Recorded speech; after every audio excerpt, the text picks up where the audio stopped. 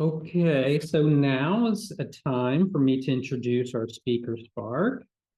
And our speaker is an MSW and an LSW, is a licensed social worker, psychotherapist, interfaith minister, journalist, book author of The Bliss Mistress Guide to Transforming the Ordinary into the Extraordinary. She's a speaker, editor, PR, and marketing professional. She is a founder of Hug Mobsters Armed with Love and offers free hugs any and everywhere. And in October 2022, she offered her first TEDx or TED Talk called Overcoming the Taboo of Touch. So if you haven't guessed, this is Edie Weinstein. She's been here. She's a very well-loved member of our community, and she is now with us. Now, she would have been here in person, but she can tell you that she had to be in Zoom for today. Okay. Okay, well, let us welcome Edie Weinstein. Thank you. Can everyone hear me? We're good? Okay. So I would have loved to have been there in person, but 2 days ago, 3 days ago, I woke up with an injured foot. No clue how it got that way. Can you hear me? Okay. I'd been to the gym the day before, normal workout, no problem. But my left foot started swelling and then developed bruising around my toes. And I thought, uh-oh, did I break it? So the next night I ended up going to the ER. No broken bones, but they recommended seeing an orthodox. So I'm going to do that hopefully this week. They'll be able to get me in. But the doctor's orders were to stay off of it.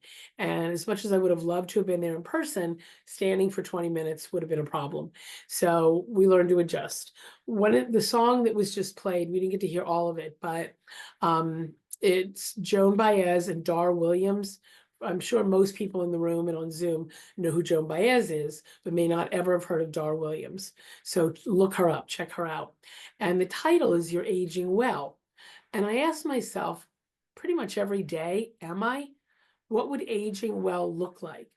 Now, I've been coming to Circle since 2001, when Hannah, Laura, and Bob hosted it in their home. And the demographic of our community skews older.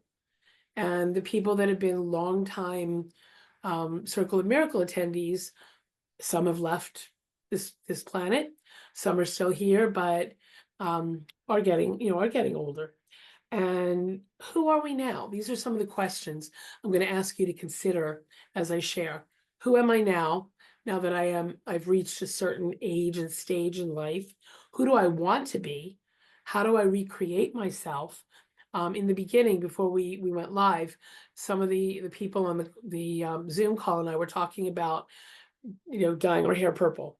Mine is fading out. Normally it's a vivid purple, but it's 6 weeks out and it's time to dye it again.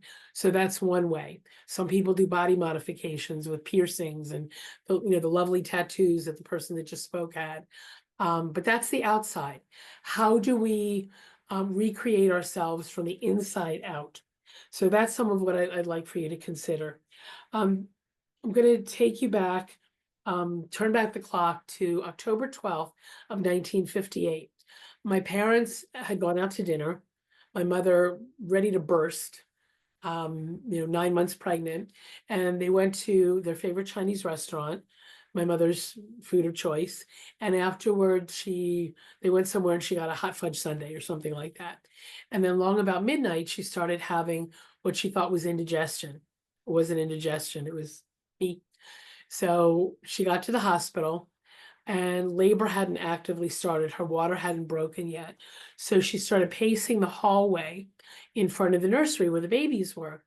And she was looking in the window and she saw all the other babies were active, were crying, were moving around. This one little baby boy was absolutely still and she was getting worried. And then a doctor came in to check him out. As soon as he took off the baby's diaper, he started wailing because I guess he was cold. And my mother started laughing and then her water broke. So I like to think that I was ushered in, and it's part of the reason why I love Chinese food and I love hot fudge sundaes. And I was ushered in on a cascade of laughter. And that's the kind of early childhood I had. My life was fun. I had lots of extended family around. My mother's mother was one of 13 children. So there were lots of aunts and uncles and cousins. My mother's mother, my maternal grandmother, we all lived together. So she was there. I had an aunt. So these are my role models for aging too. I had an aunt, Kate, who probably at the age of 60 something, she'd been widowed, I think in her 50s, got on the bus from Philadelphia to Willingboro, New Jersey, where I was living when I was a child. And she asked my mother to pick her up at the bus. I don't know how, there were no cell phones then, so I'm assuming she either found a payphone or had called my mother in advance. So she came over and she was sitting on the kitchen floor playing jacks with my sister and me. And the phone rings and it's my cousin Sid, one of her sons. Have you seen my mother? Well, yeah, she's sitting on the kitchen floor playing with my kids. Well, she didn't tell me she was going anywhere. And he was really protective of her. But that was the kind of person my aunt was. So my grandmother that lived with us played with us too. So I thought that older people were there to interact with their grandkids, which was a good, a good role model for me. And I had lots of love in my life. I had friends, I had activities. Um, and I thought that, that's just how life was. Now, as my aging relatives started dying, I learned that people you love die. And the way that we talked about death in my family was, death was normalized. It wasn't this terrible, horrible thing to dread and fear. And my mother insisted that I was at my grandmother's funeral, but I don't remember. When I talked to her about it later on, I don't remember being, she said, oh yeah, you were there. My sister wasn't because she was only a baby. But my family, I was raised Jewish. So in my family, when the phone rang and it was somebody from synagogue, I knew that it was something my father was being called on to join in as part of a minyan at the service, which is a quorum of 10 people, back then 10 men, but now 10 people to say certain prayers and to say Kaddish. And I always knew when somebody died, when my father would answer the phone and he would say, oh, no.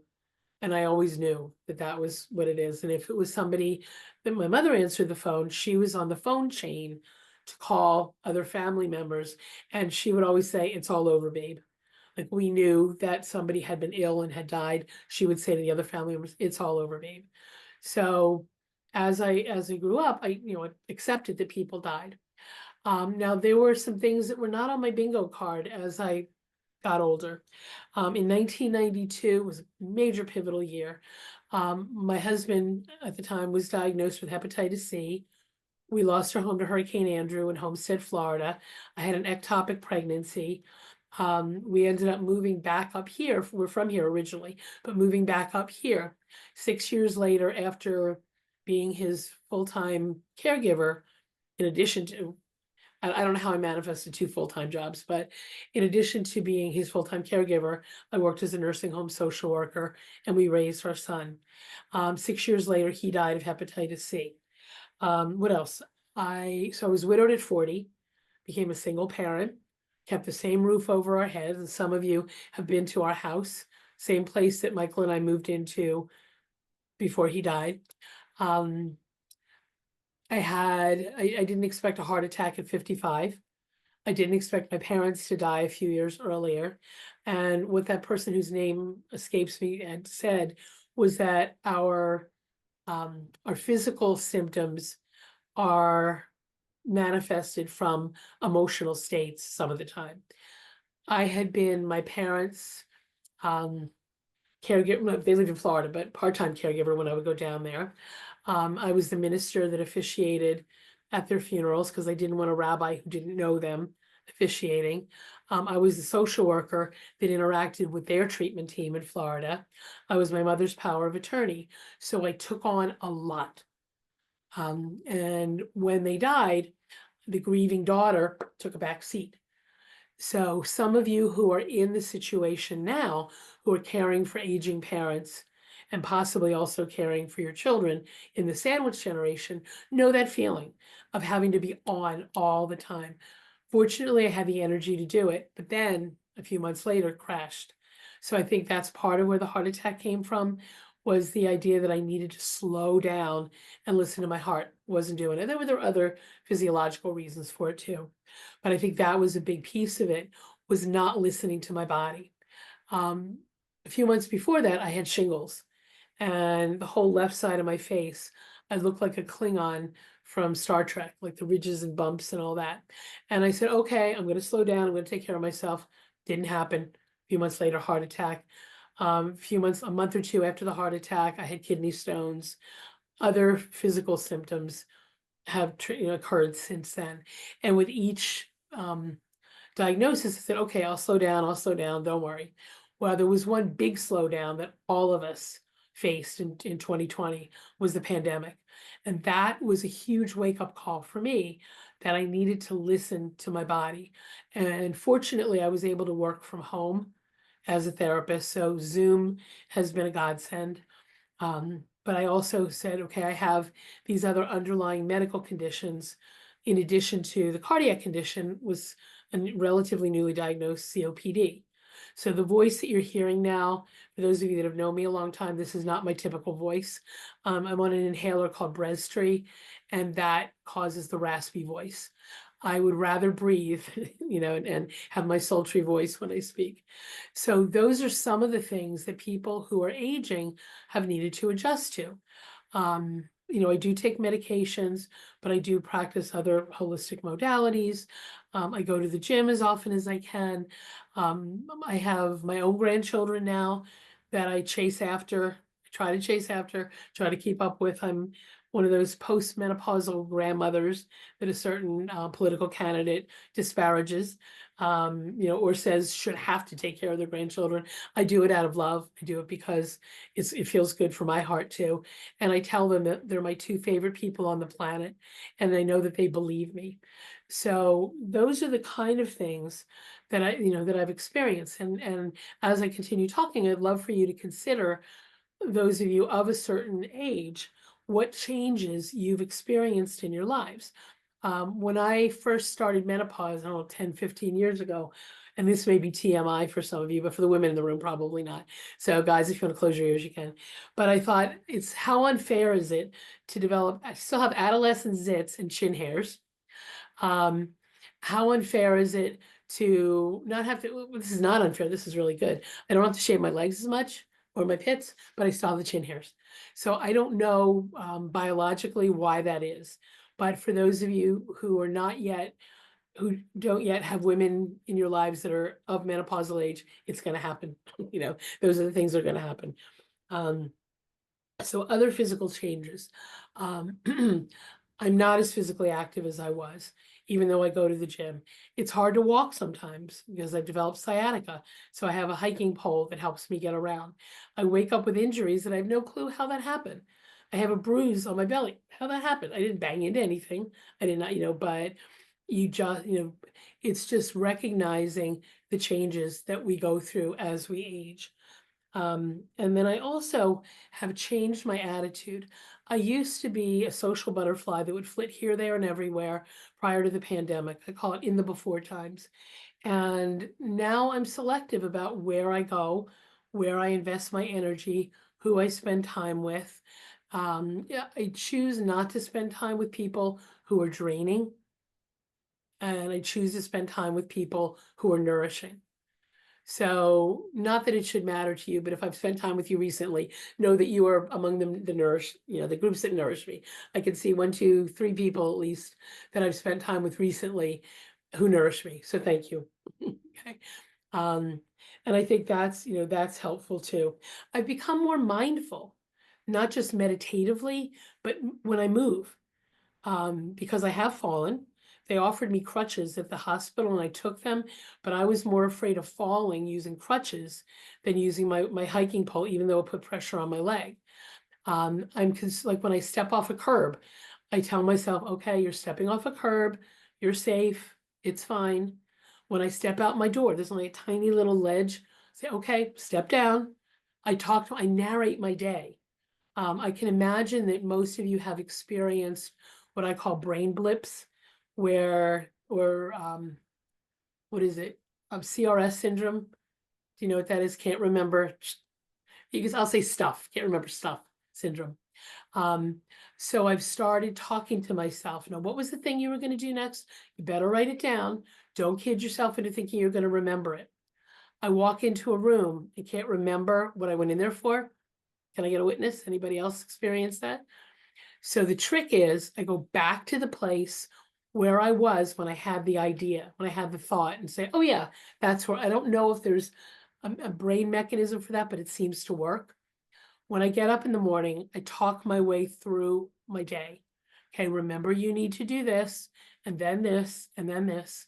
And it also makes a difference because I definitely have undiagnosed ADHD where I'm distracted with, oh, look, a squirrel. So I need to lure this, come on back, honey. We need to focus on this. It's okay. I've also, I can't say I've totally relinquished this, but my mother was a model for being the rock in the family, that she held, she was the rock that everybody leaned on. She was the one that took care of everybody's needs. And I inherited that from her. But lately, I've had to decide, I have to remember, rocks crumble. I can't always be on for everybody all the time. So I've learned to say no. I've learned to say, okay, I can help this much, but then I'm going to refer you to somebody else to pick up the next step in what you're doing. Those of us in the room or on Zoom who are in the healthcare or helping professions know that we wear signs on our foreheads that say, I'm a therapist, social worker, teacher, medical professional, EMT, childcare worker, whatever it is we are. People see it and they want your time and your energy. And again, it's up to you to decide how much, how long, what you're going to offer. It's not selfish, it's self-preserving. Because there are times when I imagine, just like me, you feel all gived out and you need to refresh and replenish the supply. I think that's really helpful to remember too. I've also noticed that with the way the world is, it's so easy to get caught up in despair and despondency and hopelessness and helplessness. And it's not just what's going on in this country, it's everywhere in the world. And for those of us who are empaths or highly sensitive people, it's like we're sponges that soak it in. So one of the things that helps me is remembering something Hannah Laura had said when I was studying Reiki with her. If it's not mine, I release it. Now, sometimes it's hard to know what's mine and what's anybody else's, but I'm getting better at it. If there's nothing I can do about this, I just surround the person or the event with energy and prayer and Reiki. I ask people what they need that I can provide for them and what they can provide for themselves. Now, it's also an occupational hazard because I work as a therapist and I experience secondary trauma, which is taking on other people's stuff. So I give myself a 15-minute break between clients. If I have back-to-back clients all throughout the day, I shake it off, kind of like that. And I take a deep breath and I say, okay, I'm just clearing the energy. I've done everything I can with that person. Now it's time to move on to the next person. And it doesn't have to be in a therapeutic setting. It could be anything that you're doing. You give your task full and total attention if you can, and then move on to the next one. Yesterday, I finished writing out and sending out postcards to encourage people in Bucks County to vote. And with each card, I did 100 cards. With each card, I surrounded the card, the person, with blessings, and for them to take that to the ballot box with them. I listen to music. My favorite radio station is WXPN. For those that aren't familiar with it, it's 88.5 FM, or you can stream it at xpn.org. The music refreshes me, restores me. Every Saturday and Sunday morning is a show called Sleepy Hollow. Very soothing, relaxing wake-up music. So that's in my toolkit for self-care. As I get older, I'm appreciating the laugh lines and you call them wrinkles if you want, but laugh lines, the wisdom highlights. is what I've heard gray hair called. I do color my hair purple. As I said, it's overdue, so probably this week it'll be vivid purple again. I do things that, that feel good. I take naps. That's something I rarely did before the heart attack. I thought, sleep is highly overrated. It's not. It's necessary to restore our bodies, but also our brains. When people are sleep deprived, they can develop psychosis. And it's also important for the heart to get enough sleep. So I've learned to do that. I don't have FOMO anymore, fear of missing out. I have JOMO, joy of missing out. And you don't have to have social anxiety or social phobia. You don't have to be an introvert to enjoy those experiences. And I'm what I call an ambivert. I love being around people, but there are times that I get peopled out and need to kind of go inside. It's about being aware of not just who you were, but who you are now and who you want to be in the future. My parents lived to be 84. Dad died at 84. My mom died at 86. I don't know if I'll make it that long, but one of the things that I appreciated about them is that when they retired at the same age I was last year, they moved down to Florida. They continued being active in their community. My dad actually still took on a new job. He worked at their local town center in the gym, managing the gym, because he was definitely a gym rat throughout his life. And he also handed out bowling shoes and skates, roller skates. My mother volunteered teaching a senior stretch class called Stretching with Selma. And she had the t-shirt to show for it. One of her 80, 90 something year old students gave her this really cool t-shirt, and she taught water aerobics. They were very active in their synagogue. They were very active in their community in general. One year, my dad volunteered to be Santa Claus for a party for the kids, and he had six-pack abs, so he had to stuff pillows in. So I don't know how many Santa Clauses named Moish, but that was who my dad was and who my mom was. They were very involved people. So that's part of what kept them youthful. I stay involved. I volunteer. I get, I do things that hopefully will make a difference. So I encourage people to do that. Loneliness is also a component of aging for some people, feeling isolated if their children are no longer in the area, or the parents are no longer in the area, if they've lost friends, if they're divorced, if they're single, if they're widowed. There's this overwhelming sense for some people of being alone. It is now considered an epidemic. Not the attorney general, what's the term for, brain blip. What is his name? Ramaswamy, okay, nobody can help me. I'll think of it. That's the other thing too. When I can't remember, instead of trying to clank the two parts of hemispheres of my brain together, I just let it go. Surgeon General, there you go. The Surgeon General had declared loneliness an epidemic.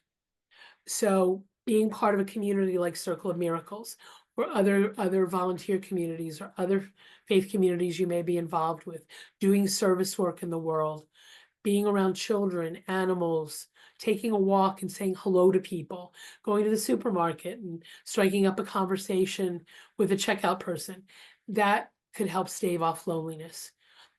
Feeling like your best years might be ahead of you. We all know somebody who has done that in their lives. I have friends my age who are still doing triathlons. No clue how they do that, but they do. We have our dear friend, Dr. Yvonne Kay, who is still working, still volunteering, still making a difference in the world at 91. She is definitely my role model for aging well. I remember something my mother used to say about aging. She said, my get up and go is got up and went. But then I remember the song, I don't know whether Pete Seeger wrote it, but the lines are, how do I know my youth is all spent? My get up and go has got up and went. But in spite of it all, I'm able to grin when I think of the places my get up has been. So if you can think of that yourselves, the places that your get up and go has taken you. The Dr. Seuss book, Oh, the Places You'll Go, isn't just for little kids, it's for adults too. So if you haven't read it, check it out. Libraries still have it, I'm sure. Bookstores definitely had it. The other thing that comes to mind is loss. In the past year, I've had two, three. I've had 3 friends die, 2 that I'm closer to than the other. And then another 2 friends that are on hospice now. And these are all people who, I think all of them had cancer of some form. And one of them that I'm going to talk a little about, because we're going to hear her song after this, is Jody Kessler. Some of you know her or know of her music. She died in August of a glioblastoma, brain tumor, and she lived for almost 2 years, 21 months post-diagnosis. She and her husband Doug live up in Ithaca, have their house in Ithaca, and I had gone up there to visit her and visit them several times over the years. And when I heard about her diagnosis, of course, I went into prayer mode, Reiki mode, healing mode, and I was watching from afar to see how she was progressing. And the hardest part for her was losing her ability to speak. She had a voice, but she had expressive aphasia. She had word finding difficulties, and she was a yoga teacher and a singer-songwriter and a chant artist, a kirtan chant artist. So imagine, if you will, having all of that ability and you can't get the words out. So I wanted to come up and see them in Ithaca in June when she was on hospice at that point, and they had thought it probably wasn't a good idea because of how tired she was getting. And so we spoke via Zoom a couple of times, and I was watching the relationship between them, between Doug and Jody, and he became a full-time caregiver because she needed it, because he loved her, and because that's just what you do when you love somebody. And she at that point was still able to chant a little bit. So we went upstairs, me via Zoom, to her meditation and music space, and she played the harmonium.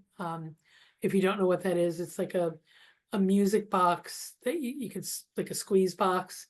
And if you've ever been to yoga class or to a chant group, it's like a droning sound. So she was able to play that and to chant a familiar chant because the words were still there. And I cried, of course.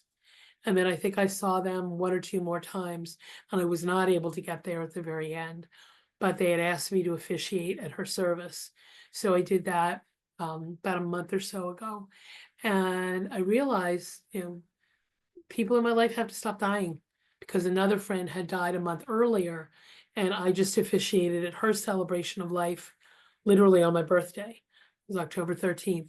And I thought there's no place that I would rather have been at that moment than to be at Melanie's service and to see the way she was loved and treasured in her life.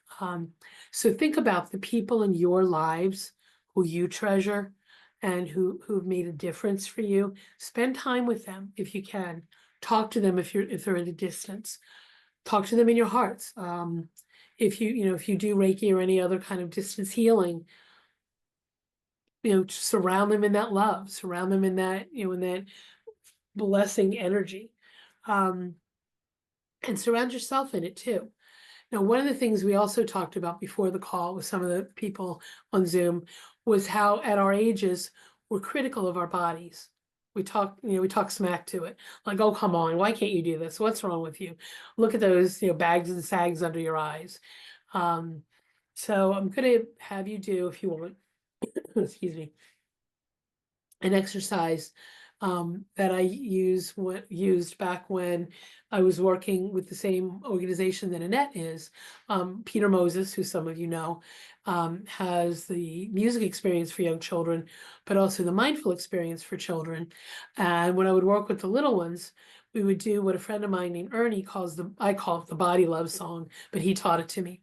So if you want to do it, you can do it sitting or standing, or just watch the rest of us look goofy. So I'm going to ask you, tap on your head, put your hands on your head, and then say to yourselves, I love my head. I really, really love my head. Thank you, head. And then my face. I love my face. I really, really love my face. Thank you, face. I love my hands. I really, really love my hands. Thank you, hands. I love my arms. I really, really love my arms. Thank you, arms.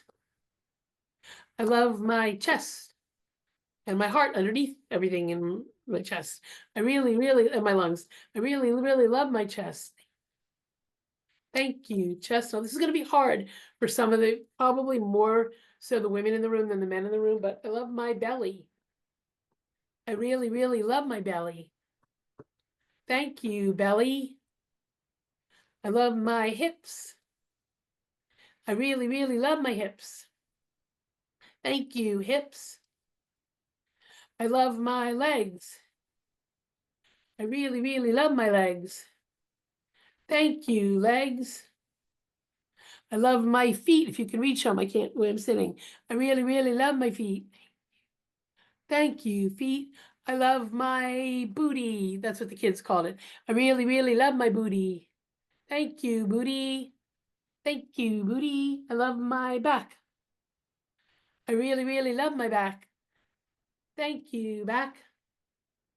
Thank you, back. So anytime you start to be critical of your body, anytime you start to say, oh God, why isn't it as active as useful, as slim and trim as it was when I was a kid, I want to regenerate, rejuvenate, all of those things. Now, the other thing real quick, and I know we need to finish up, but you may find that you're losing your ability to articulate the way you did before. When I posted something on Facebook about having word finding difficulties, Jody actually called me when she could still talk a little, and she said, have you checked out to see if you have a brain tumor? Because that was her first indication. And I channeled my best Arnold Schwarzenegger and said, it's not a tumor. So I'm pretty sure it's just aging. And what I say is that the hard drive is full and the problem isn't storage, it's retrieval. So allow yourself, if you have a memory blip, if you can't remember a word, use an alternative word, or just sit back and say, okay, I'm just going to let it sit for a minute, and boom, it'll come back. Just like the term Surgeon General came back for me when I stopped efforting around it, because it gets incredibly frustrating.